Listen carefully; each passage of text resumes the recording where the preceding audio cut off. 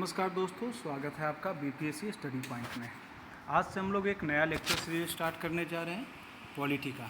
ठीक है, यहाँ पे हम लोग पॉलिटी के संविधान से संबंधित जितने भी तथ्य हैं सारे तथ्य को क्रमानुसार हम लोग रखेंगे और पूरे संविधान को समझने का कोशिश करेंगे। ठीक है, ये वीडियो उनके लिए भी आवश्यक है जो कंपटीशन एग्ज़ाम का तैयारी कर रहे हैं। जैसे मुख्यतः ये बीपीएससी, बिहार दरोगा, यूपीपीसीएस या अन्य स्टेट के एग्जामिनेशन के लिए ये बनाया गया है। ठीक है, इसके अलावा जितने भी वनडे एग्जामिनेशन है हर एग्ज़ाम में इससे आप फ़ायदा ले सकते हैं। ठीक है, इसके साथ साथ वैसे व्यक्ति जो भारत के नागरिक हैं तो उनका भी दायित्व बनता है कि वो भारत के जितने भी संवैधानिक उपबंध हैं या जो संविधान, हमारे संविधान का क्या महत्व है, संविधान के तहत क्या अधिकार दिए गए हैं, संविधान में क्या क्या प्रावधान है, ये सारी चीज़ों को, क्या हमारी विधायिका है, क्या हमारी न्यायपालिका है, कैसे हम लोग काम करते हैं, कैसे सरकार का शासन चलता है, ये जितनी भी चीज़ें हैं दोस्तों, वो सारी चीज़ों की समझ हर एक व्यक्ति या यूँ कहें कि भारत के हर एक नागरिक को होना चाहिए। ठीक है, इसलिए संविधान का अध्ययन न सिर्फ एक स्टूडेंट होने के नाते बल्कि संविधान का समग्र विश्लेषण और समग्र जानकारी हमें एक भारतीय होने के नाते भी ज़रूरी है।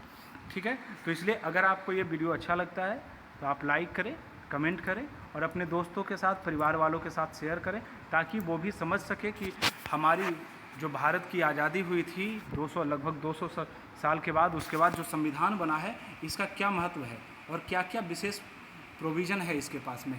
ठीक है ना, इन सारी बातों को हम लोग धीरे धीरे तथ्य से हम लोग आगे इसको समझेंगे। ठीक है, इनसे पहले सबसे पहले आपको एक चीज़ बता देता हूँ कि संविधान होता क्या है, आखिर ऐसी एक क्या संकल्पना है। ठीक है ना, कि जिसे हमें संविधान बनाने की जरूरत पड़ती है या कुछ भी है।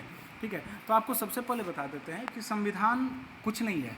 पहले क्या होता था, पहले के ज़माने में हज़ारों साल पहले जो होता था वो वहाँ पे धर्म, ठीक है, या हज़ारों साल नहीं, 200-300 साल पहले तक यूरोपीय कंट्री में जारों का शासक था, जार का शासक था। ठीक है ना, वहाँ पे एक्चुअली होता क्या था कि धर्म ही हमारे सारे भाग होते थे। विधायिका भी धर्म होती थी, कार्यपालिका भी धर्म होती थी और न्यायपालिका भी धर्म होती थी। जो आज हमारे संविधान के 3 प्रमुख स्तंभ हैं, विधायिका, लेजिस्लेशन, उसके बाद एग्जीक्यूटिव, उसके बाद जुडिशरी, ये जितने भी जो हमारे संविधान के अलग अलग अंग हैं, पहले ये सारे चीज़ धर्म के आधार पे होते थे। धर्म के आधार पे नियम कानून बनते थे, उसी के हिसाब पे सज़ा दी जाती थी और उसी का एग्जीक्यूशन किया जाता था। परंतु धीरे धीरे नागरिक अधिकारों को ज्ञान हुआ, पुनर्जागरण का बयार चला, लोग एक दूसरे को समझने लगे। धर्म के जो जार का शासन था यूरोपियन कंट्री में वो बहुत ज़्यादा निरंकुश होने लगा, लोग जागरूक होने लगे। तो धीरे धीरे नागरिकता का विषय आया, नागरिकता, राज्य, ये सब का विषय आया, आधुनिक रूप आया और वही आधुनिक रूप जो है वो संविधान के प्रतिपादन में सहायक साबित हुआ। या ऐसे हम कहें कि आज के डेट में किसी भी देश का जो अपना एक अलग पहचान है वो उसके संविधान से मिलती है। एक्चुअली संविधान में उस देश के आदर्श की चर्चा होती है, उसके मूल्य, उसके उद्देश्य, उस देश के अंदर क्या उद्देश्य है, उसके क्या मूल्य हैं, उसकी सारी चीज़ों को, क्या एग्जीक्यूटिव स्थिति है, क्या लेजिस्लेशन का प्रक्रिया है, क्या जुडिशरी है, वो सारी चीज़ों की अगर जानकारी हमें किसी चीज़ से होती है तो वो है संविधान से। तो इसे एक लाइन में कह सकते हैं कि संविधान नियम का एक समूह होता है, ठीक है ना, जिसके अनुसार से शासन का कार्यान्वयन किया जाता है, क्रियान्वयन किया जाता है। ठीक है, तो संविधान ये चीज़ होता है। मुख्य रूप से संविधान किसी देश के आदर्श को बताता है, मूल्य को समझाता है। ठीक है ना, ये सर्वोच्च विधि होती है किसी भी देश की, अर्थात कोई भी नियम कानून या कोई भी चीज़ का जो संपादन किया जाएगा वो संविधान के आधार पर होगा। धीरे धीरे आज के देशों में पहले तो धर्म होता था हर एक चीज़ का, परंतु आज के डेट में जितने भी देश हैं वो अपने आप को धर्म से अलग कर दिए हैं। कुछ एक देश हैं जो जिनका अभी भी धर्म से ही कानून चलता है और संविधान चलता है, परंतु बहुत सारे देश अपने आप को धर्म से या तो पृथक कर दिए हैं, गांव की स्थिति में ले आए, या भारत जैसे देश जो हर एक धर्म के साथ समभाव की स्थिति रखते हैं। ठीक है, तो ये इसी तरीके विधियों का सार हो गया। किसी देश का उद्देश्य, मूल्य के बारे में बताता है, ये किसी देश की सर्वोच्च विधि होती है। ये हम समझ गए कि संविधान आखिर होता क्या है, इसमें हमारे उन चीज़ों के बारे में चर्चा होती है। मुख्य रूप से पूरे विश्व में 2 तरह का संविधान प्रचलित है दोस्तों, एक लिखित और दूसरा अलिखित।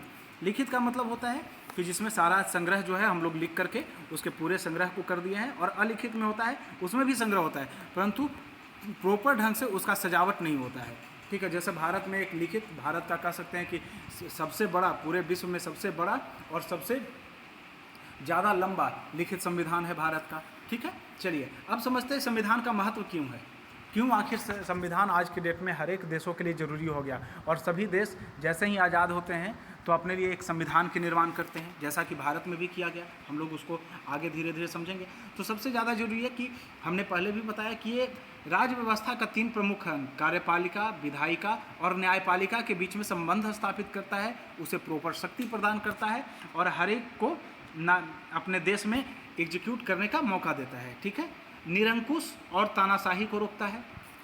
पहले जार जो धर्म के आधार पर चलाते थे, वहाँ नागरिकों को कोई मूल्य नहीं दिया जाता था, परंतु संविधान में नागरिकों को उसके अधिकार दिए जाते हैं, उनके कर्तव्य दिए जाते हैं। अगर उनके अधिकार का हनन हो तो उसके लिए कोर्ट होती है, पुलिस प्रशासन, बहुत तरह की चीज़ों का व्यवस्था किया गया। तो ये निरंकुशवाद को रोकता है, साथ में समाज को बुनियादी पहचान भी देता है, ठीक है ना। उसके बाद समाज में निर्णय लेने वाले लोगों की शक्ति किसके पास होगी। जैसे भारत में जो संविधान लागू हुआ है तो इसके तहत बताया गया कि भारत के जो हेड होंगे या राष्ट्राध्यक्ष जो होंगे, जो हमारे राष्ट्रपति हैं और जो वास्तविक कार्यपालिका के प्रमुख प्रधानमंत्री हैं, इन सभी का चुनाव जनता के द्वारा होगा। अर्थात जो निर्णय लेने की शक्ति है वो अंततः भारत में जनता के पास में है, ठीक है। तो ये भी संविधान बताता है।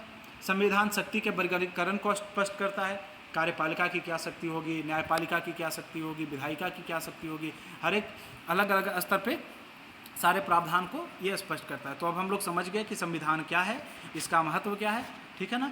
तो अब आइए बताते हैं, एक्चुअली अब हम लोग भारत के परिप्रेक्ष्य में बात करेंगे। पहले तो जनरल परिप्रेक्ष्य में हम लोगों ने बात किया, अब हम लोग भारत के परिप्रेक्ष्य में बात करेंगे। जैसा कि हम लोग जानते हैं कि 1600 ईस्वी में ईस्ट इंडिया कंपनी का गठन हुआ था, हम लोग सभी जानते हैं, ठीक है ना। पहली बार अंग्रेज आए थे, हॉकिंस आया था जहांगीर के समय में, उससे पहले भी एक बार अकबर के समय में अंग्रेज आ चुके थे। तो जहांगीर के समय में आए, वहाँ पर कंपनी कोठियाँ स्थापित करने की बात की उन्होंने। तो हम लोग उतना हिस्ट्री नहीं पढ़ेंगे, हम लोग सिंपली जानते हैं कि 1600 ईस्वी के आसपास में ईस्ट इंडिया कंपनी का गठन हुआ, ठीक है। उसके बाद अंग्रेज यहाँ आने लगे, यूरोपीय कंट्रियाँ आने लगी, बहुत सारे कंट्री आए, उसमें आपस में व्यापार करने की होड़ चलने लगी, हम ऊपर की तुम ऊपर, इस तरह की स्थितियाँ उत्पन्न होने लगी, ठीक है ना। और इन स्थितियों के बीच में अंग्रेज यहाँ सबसे बड़ी शक्ति बन करके उभरे और उन्होंने 1757 में प्लासी की लड़ाई लड़ी, ठीक है। प्लासी की लड़ाई किसके, बंगाल में सिराजुद्दौला के साथ लड़ी गई थी, आप लोगों को पता होगा। और उसके बाद बक्सर का युद्ध हुआ, ठीक है ना।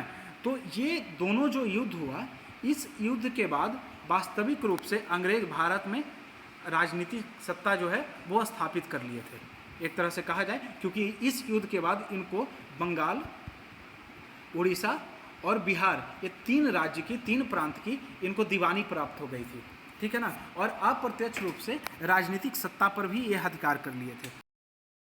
जानते हैं 1857 में आंदोलन हुआ, उसके बाद ब्रिटिश शासन में हाथ चला गया। तो ये जितने भी कार्यक्रम हुए या जितने भी ये सारी परिस्थितियां जो घटित हुई, ये सारी परिस्थितियां धीरे धीरे अंग्रेज़ों के अवसान का कारण बना और फाइनली हम लोग जा कर के स्वतंत्र हो गए 1947 में। अब ये जो स्वतंत्र हुए, स्वतंत्र होने के पहले 1946 में कैबिनेट मिशन आता है और कैबिनेट मिशन आने के बाद हम लोग संविधान सभा का गठन करते हैं, ठीक है ना। और उसी संविधान सभा के आधार पर हमारा संविधान लागू होता है, ठीक है। तो ये जो संविधान बना वो कभी अचानक से नहीं बन गया, बल्कि ये पूरे भारत में अगर हम देखें, ऐतिहासिक पृष्ठभूमि की बात करें तो एक क्रमिक विकास था।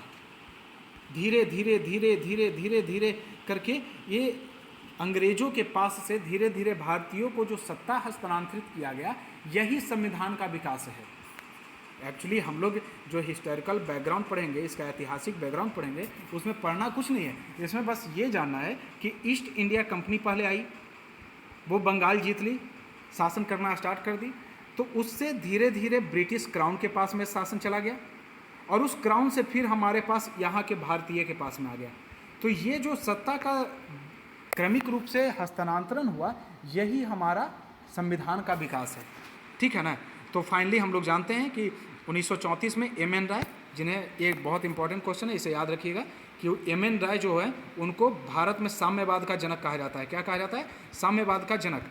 तो 1934 में जो साम्यवाद के जनक हैं भारत में, एम.एन. राय, उन्होंने बोला कि संविधान सभा का गठन होना चाहिए और हमें अपना संविधान स्वयं बनाना चाहिए, जो कि पुनः बाद के कांग्रेस के अधिवेशन में भी इस प्रस्ताव को पारित कर दिया गया था जवाहरलाल नेहरू के द्वारा, ठीक है। तो इसी को अमल में लाने के लिए 1946 में संविधान सभा का गठन हुआ, ठीक है ना, जिसके बाद संविधान का निर्माण हुआ और फिर हम लोग आज के डेट में स्वतंत्र भारत में एक संविधान का अध्ययन करते हैं या उसे जानते हैं, ठीक है। तो ये तो हो गया एक छोटा सा शॉर्ट फॉर्म। अब हम लोग समझते हैं कि इस संविधान का क्रमिक विकास कैसे हुआ, ठीक है ना। तो ये एक चीज़, इससे पहले हमें एक चीज़ समझना होगा कि हमारे भारत में शासन का दो काल था। पहला काल था कि 1773 ईस्वी से 1857 ईस्वी तक के, जो कि ब्रिटिश ईस्ट इंडिया कंपनी के हाथ में शासन रहा, जहाँ पर ईस्ट इंडिया कंपनी जो एक व्यापारिक कंपनी थी उसने शासन किया। उसके बाद 1858 से 1947 तक के जो शासन था ये क्राउन के पास में चला गया, क्योंकि हम लोग जानते हैं 1857 की क्रांति हुई। उसके बाद ये ब्रिटिश सरकार जो है अपने हाथ में ले ली। तो ये दो अलग अलग हिस्सों में हम लोग इस पूरे सब्जेक्ट को पढ़ेंगे। पहला चरण है 1773 से 1857।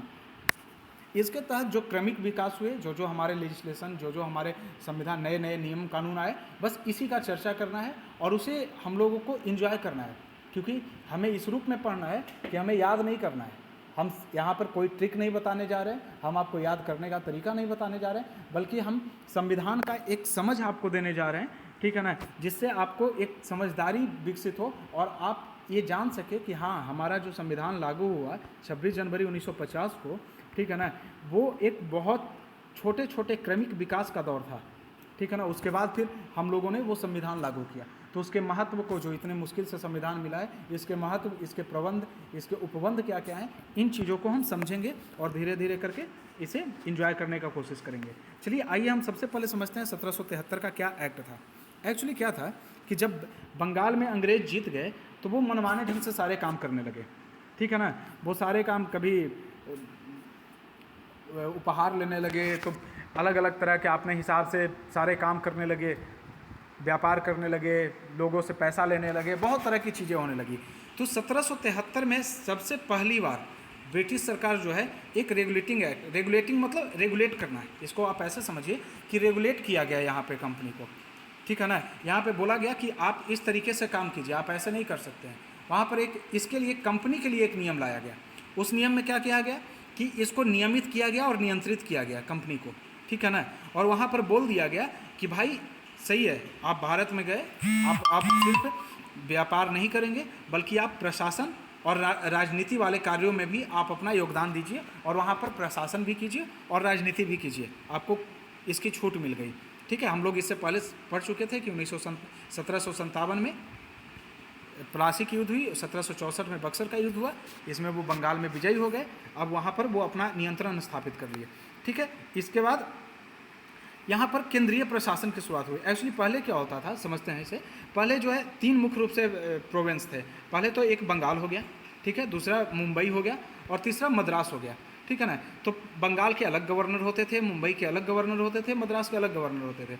लेकिन इस एक्ट के तहत क्या कहा गया, बोला गया कि भाई बंगाल का जो गवर्नर है वो बड़ा बन जा, तू बड़ा हो जा और तू अपने अंदर इसको मद्रास वाले को और मुंबई वाले को अपने अंदर कर ले, ठीक है ना। तो इसका मतलब इसी एक्ट से बंगाल के गवर्नर को बंगाल का गवर्नर जनरल कहा जाने लगा, ठीक है ना। और इसमें केंद्रीय प्रशासन की शुरुआत हुई। तो केंद्रीय प्रशासन का मतलब यही हुआ कि सत्ता एक के हाथ में केंद्रित हो गई और महाराष्ट्र वाले और मुंबई वाले और मध्य प्रदेश वाले वो बंगाल के अंतर्गत आ गए। तो ये हो गया केंद्रीय प्रशासन की शुरुआत हो गई।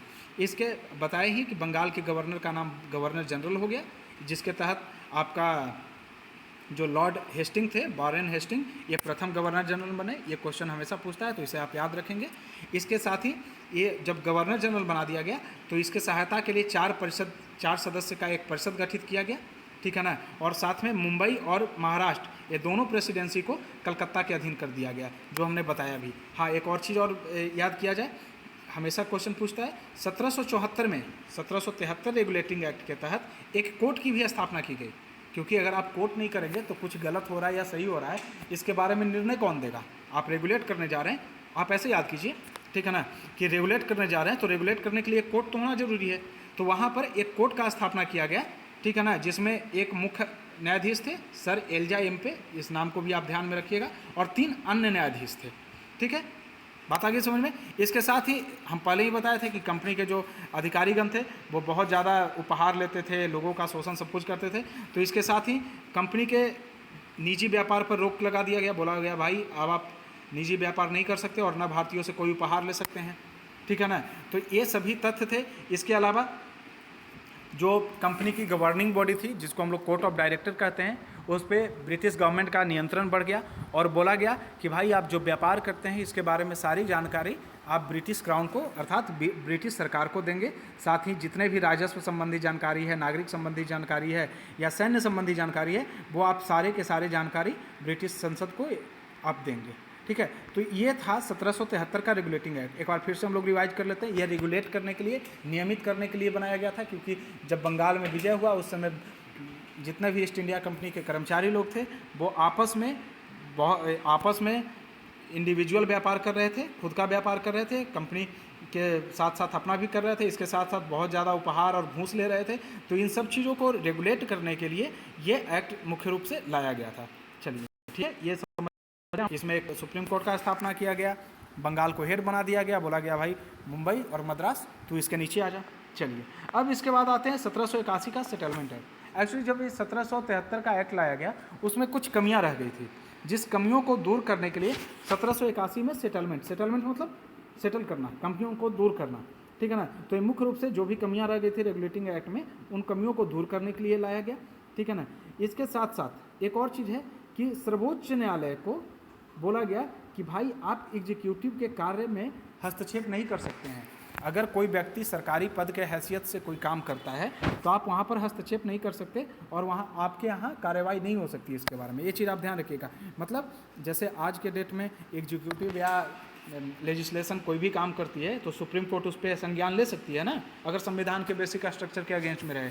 लेकिन उस समय इसको मना कर दिया, बोला कि नहीं भाई आप नहीं कर सकते, ठीक है। उसके बाद कलकत्ता सरकार को बोल दिया गया भाई आप बंगाल, बिहार, उड़ीसा हर किसी के लिए आप विधि अर्थात कानून का निर्माण कर सकते हैं।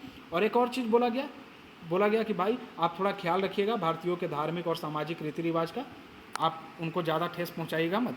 तो ये हो गया सेटलमेंट एक्ट, ठीक है। अब आइए आते हैं 1784 का पिट्स इंडिया एक्ट। ये इंपॉर्टेंट है, इसे अच्छे से समझेंगे आप लोग। इसमें एक्चुअली क्या हो गया कि सबसे पहले इसमें कंपनी को दो भाग में बांट दिया गया, उसके जो कार्य थे उसको दो भाग में बांट दिया गया और यहाँ से द्वैत प्रशासन की शुरुआत होती कंपनी का, ठीक है ना। यहाँ क्या किया गया कि राजनीतिक कार्य के लिए जो है वो बोर्ड ऑफ कंट्रोल एक नया संस्था गठित किया गया। पहले तो हम जानते थे कोर्ट ऑफ डायरेक्टर जो निदेशक संस्था थी कंपनी की, ठीक है ना, निदेशक संस्था।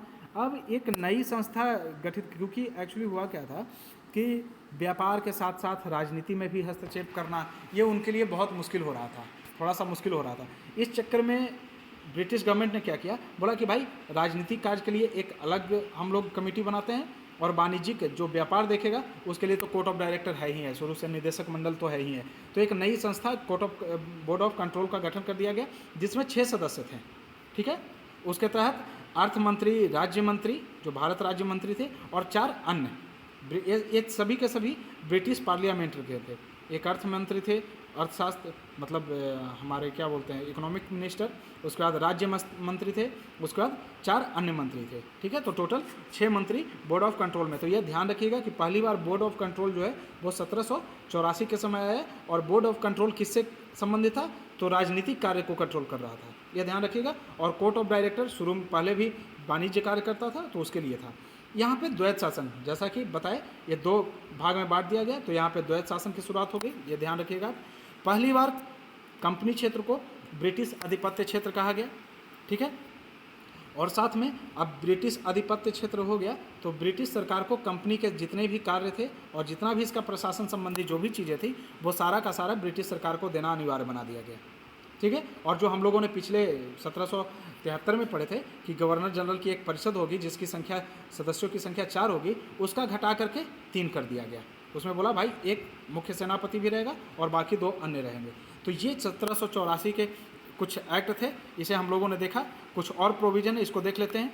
इसमें एक और चीज़ बताया गया कि भाई अगर आप किसी देसी राजा के साथ में युद्ध या संधि कुछ भी करते हैं तो आप जो है वो बोर्ड ऑफ कंट्रोल की अनुमति जरूर लेंगे, क्योंकि प्रशासन और राजनीतिक क्षेत्र का वो हेड बन गया था बोर्ड ऑफ कंट्रोल, इसलिए उसका ज़रूरी है, ठीक है ना। और साथ में भारत में रहने वाले अंग्रेज अधिकारी के लिए एक इंग्लैंड में एक कोर्ट का गठन किया गया। आपको बताया था कि सुप्रीम कोर्ट को 1781 के एक्ट के तहत बोल दिया गया कि आप सरकारी कार्य पर रहते हुए सरकारी काम के अगेंस्ट में आप कार्रवाई नहीं कर सकते। तो इसलिए 1784 एक्ट के तहत इंग्लैंड में, कहाँ, लंदन में एक कोर्ट बनाया गया जो सरकारी अधिकारियों के लिए था।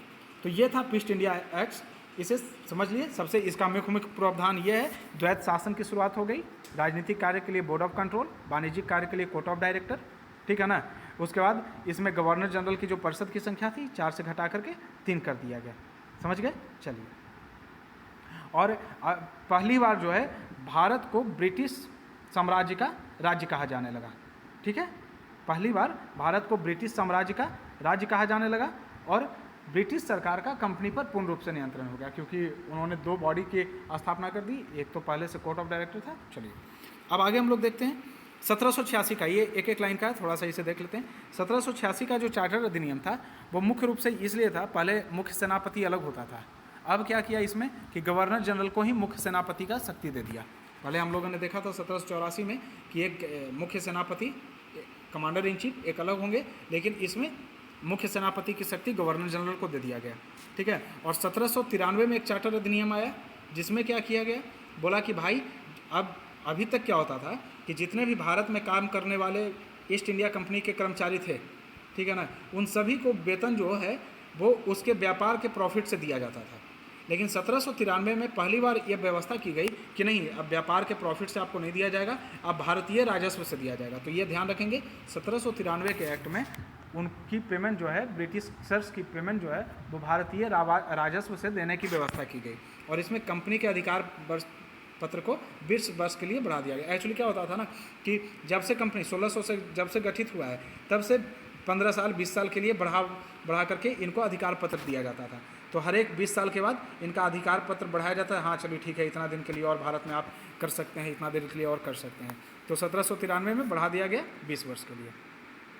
तो 1793 में बढ़ा दिया गया, तो अब हो गया 1813। 1813 का एक्ट बहुत ही इंपॉर्टेंट है, इसे हम लोग समझने का कोशिश करेंगे। इसमें एक्चुअली क्या हो गया कि सबसे पहली चीज़ 1793 से बढ़ा करके 1813 कर दिया गया। फिर 1813 से बढ़ा करके बोल दिया गया कि हाँ 20 साल तक के अब आप और कार्य कर सकते हैं भारत में। ठीक है। इसके साथ पहले क्या होता था कि ब्रिटिश ईस्ट इंडिया कंपनी का भारत में व्यापार पर एकाधिकार था। ठीक है। अब इसमें बोला गया, एक्चुअली होता क्या था कि ब्रिटेन में बहुत सारी कंपनियां, जो प्राइवेट कंपनियां थी, वो आकर के बोलने लगी कि भाई आप सिर्फ ईस्ट इंडिया कंपनी को व्यापार करने का मौका दे रहे हैं, हमें आप क्यों नहीं दे रहे हैं। वहाँ पर भी एक झंझट टाइप का चल रहा था, एक संघर्ष इस तरह का बात वहाँ पे भी उठ रही थी। तो वो भी एक मुद्दा था। और साथ में कंपनी का जो राजनीतिक कार्य इतना बड़ा हो चुका था, इतने बड़े एरिया में वो पूरे भारत में कवर कर चुका था कि व्यापारिक कार्य को जारी रखना उनके लिए थोड़ा सा मुश्किल हो रहा था। ठीक है ना। तो पहली चीज़, एक तो बहुत सारी कंपनियां चाह रही थी कि हम भारत में आकर के व्यापार करें। ठीक है। और दूसरी चीज़, कंपनी का भी जो राजनीतिक चीज़ें थी या राजनीतिक कार्य था वो काफ़ी व्यापक हो चुका था। इस चक्कर में उसे भी ज़रूरत थी कि व्यापार से थोड़ा बहुत हमें छूट मिल जाए। इसी सब के कारण पहली बार 1813 में भारत के साथ व्यापार करने का एकाधिकार ख़त्म कर दिया गया। बहुत मोस्ट इम्पॉर्टेंट है, बहुत एग्ज़ाम में पूछा गया है। पहली बार ईस्ट इंडिया कंपनी को भारत में व्यापार के एकाधिकार कब ख़त्म किया गया, तो वो किया गया 1813 एक्ट के तहत किया गया। लेकिन इसमें 2 चीज़ छोड़ दिया गया। बोला गया कि भाई आपका चीन के साथ जो व्यापार है उसका एकाधिकार बना रहेगा, और साथ में भारत के चाय पर, जो चाय का व्यापारी है उस पर एकाधिकार बना रहेगा। तो चीन चाय, च से चीन, च से चाय, ये याद रखेंगे। चीन और चाय के साथ में एकाधिकार बना रहा, ये अगले एक्ट में ख़त्म किया गया। 1813 में चीन के और चाय, ये 2 चीज़ छोड़ करके पूरे व्यापार के एकाधिकार पर से उनका अधिकार ख़त्म कर दिया गया। ठीक है। ये देखिए अगला पॉइंट में है, चीन के साथ व्यापार और पूर्वी देशों के चाय के साथ व्यापार के लिए 20 साल का एकाधिकार और दे दिया गया। अन्य ब्रिटिश वासियों को भारत में मुक्त व्यापार की सुविधा दे दी गई। इसमें बसने की अनुमति दे दी गई। भाई लोग यहाँ आ रहे हैं, व्यापार कर रहे हैं, तो आप बस सकते हैं, लेकिन उनके लिए एक शर्त था कि बोर्ड ऑफ कंट्रोल, जो यहाँ की पॉलिटिकल बॉडी थी, उससे आपको परमिशन लेने की ज़रूरत है। ये चीज़ें समझ गए हम लोग। उसके बाद इसमें 2 और इम्पॉर्टेंट चीज़ था। सबसे पहली बार इसमें शिक्षा के लिए 1 लाख रुपये देने का प्रावधान किया गया था। मोस्ट इंपॉर्टेंट चीज़ है, इसे आप ध्यान रखेंगे। कितना? 1 लाख रुपया देने का प्रावधान प्रतिवर्ष शिक्षा के लिए किया गया था। और दूसरा चीज़, ईसाई को बोला गया कि ठीक है आप आइए और यहाँ पे धर्म प्रचार कीजिए। तो इस तरह से 1813 का अधिनियम जो है बहुत इंपॉर्टेंट है इन मामलों में। सबसे पहला, भारत का एकाधिकार समाप्त कर दिया गया, चाय और चीन छोड़कर, चाय और चीन, चाय से चाय, चाय से चीन, इसे छोड़ करके दूसरे ब्रिटिश कंपनी को यहाँ बोला गया ठीक है आइए आप व्यापार कीजिए, यहाँ रहने की अनुमति दे दी गई, ठीक है ना। इसके साथ शिक्षा के लिए 1 लाख रुपया दिया गया प्रत्येक वर्ष, ठीक है ना। और ईसाई मिशनरियों को बोला गया कि आप आइए और यहाँ धर्म प्रचार कर सकते हैं। चलिए, ये हो गया 1813 का चार्टर एक्ट। अब हम लोग समझते हैं 1833 का चार्टर अधिनियम। इसमें एक्चुअली क्या था? तो सबसे पहले जो 1813 का जो एक्ट था, ठीक है ना, उसमें हम लोगों ने देखा था कि 20 सालों के लिए बढ़ा दिया गया था। तो उसके बाद दोबारा जो एक्ट आया वो 1833 में आया, ठीक है ना। ये मुख्य रूप से इसलिए इम्पोर्टेंट था कि यहाँ पर केंद्रीयकरण पर जोर दिया गया। एक्चुअली क्या था कि हम लोगों ने पिछले वीडियो में पढ़ा था 1773 में कि वहाँ पर बंगाल के गवर्नर को गवर्नर जनरल बना दिया गया था और उसी के अंतर्गत मद्रास और मुंबई वाले को उसके अंतर कर दिया गया था। उसके बावजूद कुछ शक्तियाँ दी गई थी मद्रास वाले को और मुंबई वाले को कि आप, कुछ शक्तियाँ उनके पास थी जो कानून बना सकते थे। परंतु 1813 में क्या किया गया? बोला गया कि भाई अब बंगाल का गवर्नर जनरल नहीं, क्योंकि कंपनी का क्षेत्र बहुत बड़ा हो चुका था। बोला गया कि अब बंगाल के गवर्नर जनरल को पूरा का पूरा भारत का गवर्नर जनरल बोला जाएगा। मोस्ट इंपॉर्टेंट एक्ट है और बहुत इंपॉर्टेंट क्वेश्चन है, इसे आप ध्यान रखिएगा। बंगाल के गवर्नर जनरल को क्या बोला गया? बोला गया कि अब आप पूरे के पूरे भारत के गवर्नर जनरल बन गए। और इस तरीके से प्रथम गवर्नर जनरल बनने वाले लॉर्ड विलियम बेंटिक थे। प्रथम भारत का गवर्नर जनरल बनने वाला कौन था? Lord William Bentinck. बात आ गई समझ में? इसके अंतर्गत पूरी नागरिक और सैन्य शक्तियाँ कर दी गई। बोला गया कि भाई पूरे भारत का सबसे बड़ा हेड कौन है? तो भारत का गवर्नर जनरल है। और उसके अंतर्गत मुंबई और मद्रास, ये दोनों को उसके अंतर्गत कर दिया गया। और जितने भी कुछ जो शक्तियाँ थी लोकल गवर्नमेंट पर, लोकल गवर्नेंस पे बनाने वाली जितने भी विधायी शक्तियाँ थी, वो सारा का सारा छीन लिया गया। हम लोगों ने देखा सब था 1773 में। यद्यपि बंगाल गवर्नर के अंतर्गत, गवर्नर जनरल के अंतर्गत बम्बई और मद्रास के गवर्नर को किया गया, लेकिन कुछ शक्तियाँ उनके पास थी। परंतु 1833 में भारत के गवर्नर जनरल के अधीन पूरी शक्तियाँ उनको छीन ली गई और बोला गया कि आप अब बस कुछ नहीं कीजिए, सिर्फ शासन चलाइए। पहले जो कानून बनाया जाता था उसे रेगुलेटरी रूल कहते थे, नियामक कानून। अब जो है उसे एक्ट कहा जाने लगा, अधिनियम। अब अगर कोई गवर्नर जनरल कोई नियम बनाता है तो उसे एक्ट कहा जाने लगा। और इस समय पूरा का पूरा व्यापारी गतिविधि खत्म कर दिया गया। हम लोगों ने पिछले स्लाइड में देखा था कि 1813 में जो है वो भारत में व्यापार का एकाधिकार समाप्त कर दिया गया था, लेकिन चाय पर और चीन पर व्यापार का एकाधिकार था। परंतु 1833 में क्या किया गया? इसका इतना जो राजनीतिक क्षेत्र था इतना व्यापक हो गया था कि इसके सारे व्यापार संबंधी अधिकार बोले गए कि भाई अब तुम व्यापार मत करो, अब सिर्फ और सिर्फ तुम प्रशासन करो और राजनीतिक हस्तक्षेप करो, ठीक है ना। एक और चीज़ हम लोगों ने देखा था कि बोर्ड ऑफ कंट्रोल के अनुमति के बाद लोग रख सकते थे, लेकिन अब इसमें बोला कि अब तो भारत अपना है, अब इसमें तुमको किसी से अनुमति लेने की ज़रूरत है नहीं, ठीक है ना। तो यहाँ पर अब लोग बिना किसी अनुमति के रहने लगे। एक और चीज़ यहाँ पर आपको बता देते हैं, बहुत इंपॉर्टेंट है, ध्यान रखिएगा। सिविल सेवकों के परीक्षा के लिए पहली बार खुली प्रतियोगिता का आयोजन करने से संबंधित शुरुआत का प्रयास किया गया, लेकिन ये प्रयास सक्सेसफुल नहीं हो पाया, ठीक है ना। क्योंकि वहाँ पर जो हमारे, एक मिनट, जो वहाँ पर निदेशक मंडल के जो सदस्य थे, कोर्ट ऑफ डायरेक्टर के जो सदस्य थे, वो इसका विरोध कर दिए, ठीक है ना। बोले कि नहीं भाई, भारतीयों को इसमें नहीं आना चाहिए बड़े अधिकारी पद पे, जिस कारण सिविल सेवा का परीक्षा नहीं हो पाया। इसके साथ ही 1833 एक्ट के अंतर्गत दास प्रथा को बैन कर दिया गया। और हम लोग जानते हैं कि फाइनली ये 1843 ईस्वी में, शायद थोड़ा देख लीजिएगा, लॉर्ड एलन बरो के टाइम पे दास प्रथा को पूर्ण रूप से अंत कर दिया गया था 1843 में, जबकि इसके अंत का अधिनियम जो है वो 1833 में ही पारित कर दिया गया था, ठीक है ना। तो ये सब बहुत सारे हम लोग प्रावधान देखे। और हाँ, इसके साथ एक और चीज़, एक बहुत ही इंपॉर्टेंट चीज़ है कि यहाँ पर क्या किया गया, एक विधि आयोग का गठन किया गया। विधि आयोग क्या होता था? ये इस रूप में कि भाई किस तरीके से शासन चलाया जाए, किस तरीके से विधान बनाया जाए, ये सब सारी चीज़ें विधि आयोग का एक गठन किया गया। तो किसकी अध्यक्षता में किया गया? बहुत सारा कई एग्जाम में क्वेश्चन पूछता है। तो लॉर्ड मैकाले क्या है भाई? Lord Macaulay.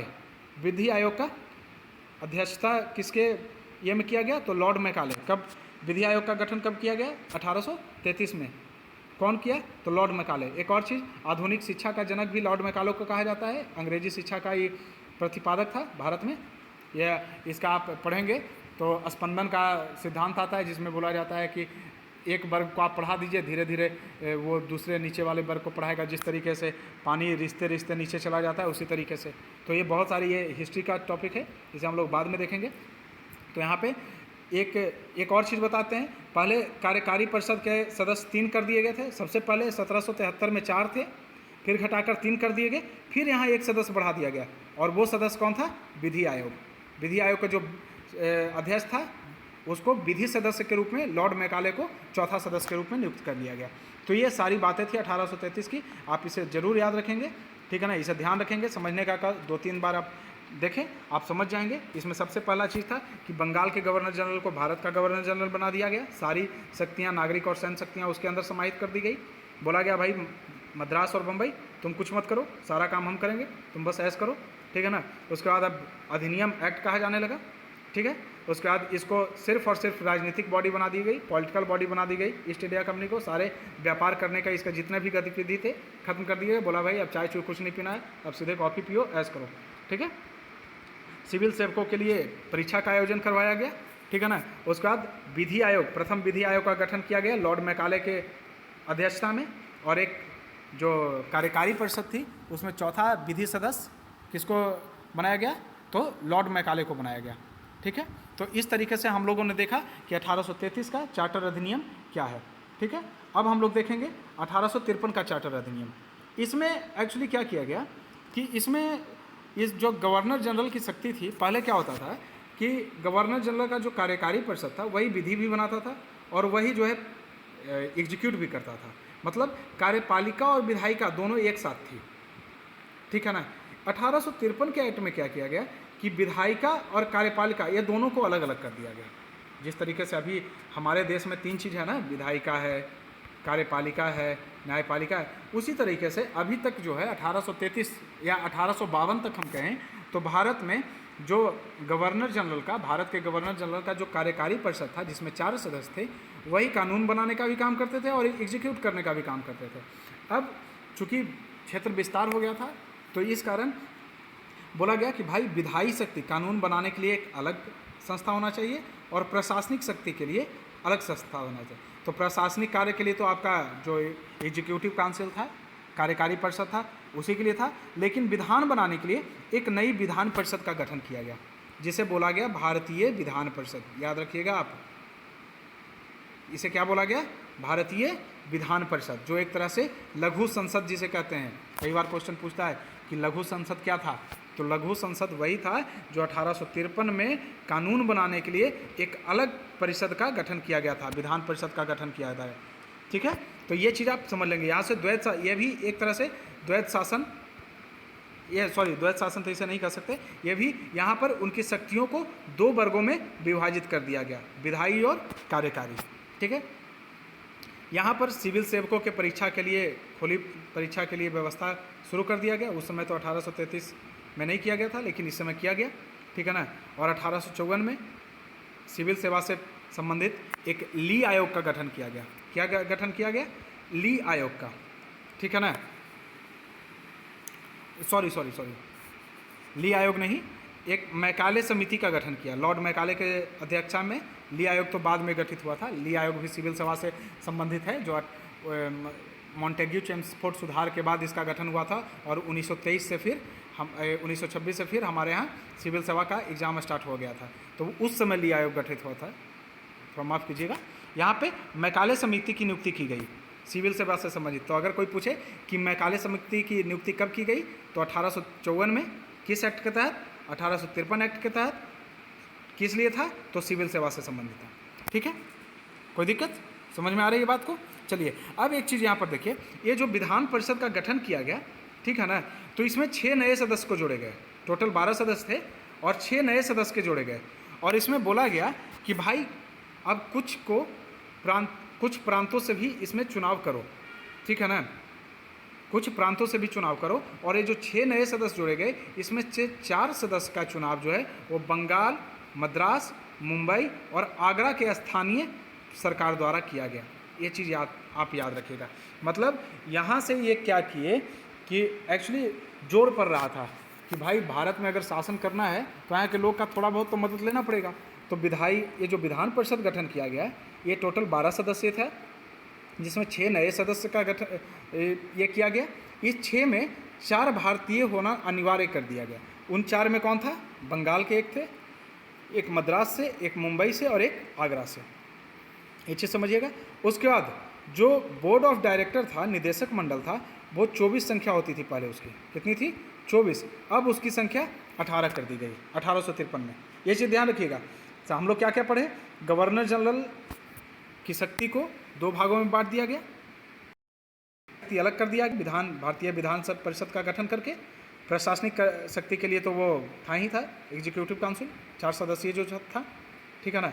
जो विधान परिषद का गठन किया गया ये 12 सदस्यीय था, जिसमें 6 नए सदस्य को जोड़ा गया, जिसके अंतर्गत 4 जो सदस्य थे वो कहाँ से लिए जाते थे? बंगाल, मद्रास, मुंबई, आगरा से लोकल लोग थे।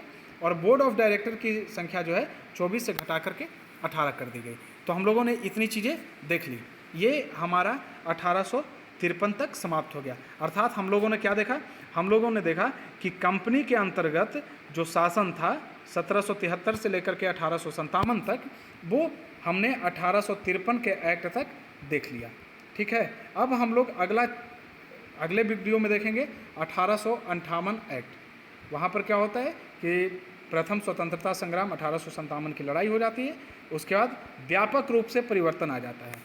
ठीक है ना। तो अगर आपको ये वीडियो अच्छा लग रहा हो तो आप लाइक, शेयर और कमेंट कीजिए। और हमारी कोशिश है कि आपको आसान से आसान शब्दों में पूरे भारतीय संविधान की एक समझ दिया जाए, जिससे आप एक जिम्मेवार नागरिक का हर फर्ज अदा कर सकें और साथ साथ आप अपने बेहतर भविष्य के निर्माण के लिए भी आप आगे बढ़ सकें। और ये निश्चित रूप से आपको मदद करेगा। ठीक है। बहुत बहुत धन्यवाद।